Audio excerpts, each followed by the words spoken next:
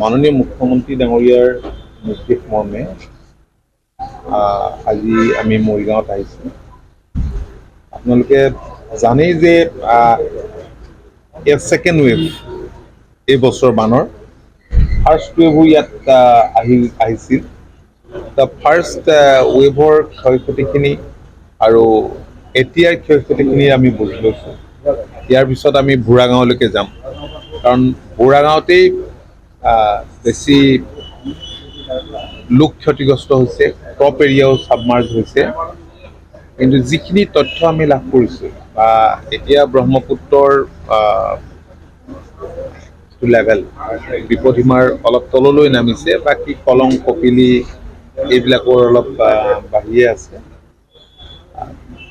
তথাপি যিখিনি কাম কৰিছে, মই ভাবোঁ যে ৰাইজৰ বেছি অসুবিধা নহ'ব। আৰু মাননীয় মুখ্যমন্ত্ৰীৰ নিৰ্দেশমতে আমি ইয়াত আহিছোঁ আৰু ৰাজ্যখনৰ বেলেগ বেলেগ বানাক্ৰান্ত জিলালৈও আমাৰ সতীৰ্থ মন্ত্ৰীসকল গৈছে।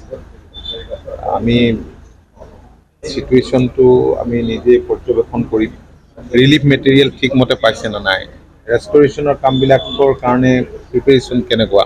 কাৰণ 15 আগষ্টৰ আগে আগে মাননীয় মুখ্যমন্ত্ৰীয়ে যাৰ ঘৰ দুৱাৰ উটি গ'ল, বহুতখিনি কাম কৰিবৰ কাৰণে পৰিকল্পনা কৰিছে। সেই কামবিলাক যাতে ঠিকমতে হয়, তাৰ বাবে আমি ইতিমধ্যে प्रशासनक हमें निर्देश दिए। और सर बाढ़ का जो स्थिति है वो भौगोलिक कारण से हो रहा है, ऐसा मुख्यमंत्री हेमंत बिस्वा शर्मा ने कहा है, इसको लेकर क्या कहेंगे? देखिए, बाढ़ हर साल आती है। इस बार बाढ़ का स्थिति बहुत सारा गंभीर है, आप देख रहे हैं। लेकिन बाढ़ ये मुकाबला करने के लिए गवर्नमेंट ट्राई कर रहे हैं और हमारे आदरणीय मुख्यमंत्री खुद अलग अलग डिस्ट्रिक्ट घूम रहे हैं। परसों गोलाघाट गए थे, वहाँ पे एक रिवर का एम्बैंकमेंट टूट गया तो वहाँ पे गया, और काजीरंगा नेशनल पार्क में भी गया। तो अभी मोटामोटी कंट्रोल में है सभी कुछ।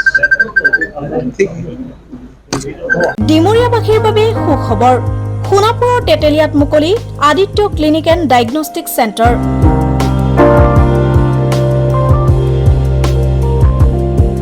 য'ত ৰোগীৰ বাবে উপলব্ধ pharmacy, digital x-ray, super speciality OPD clinic, day care centre, ECG 2D echo, endoscopy, Holter study, ultrasound 2D 3D, PFT, TMT, EEG।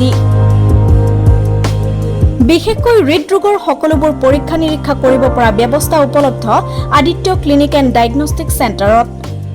উপলব্ধ উন্নতমানৰ মেচিন। দৈনিক 8 বজাৰ পৰা সন্ধিয়া 5 বজালৈ অভিজ্ঞ চিকিৎসকে প্ৰদান কৰিব চিকিৎসা সেৱা। উপস্থিত থাকিব বিভিন্ন গুৰুত্বপূৰ্ণ বিভাগৰ চিকিৎসক যেনে মেডিচিন, চাৰ্জাৰী, গাইনী, শিশুৰোগ বিভাগ আৰু অন্যান্য।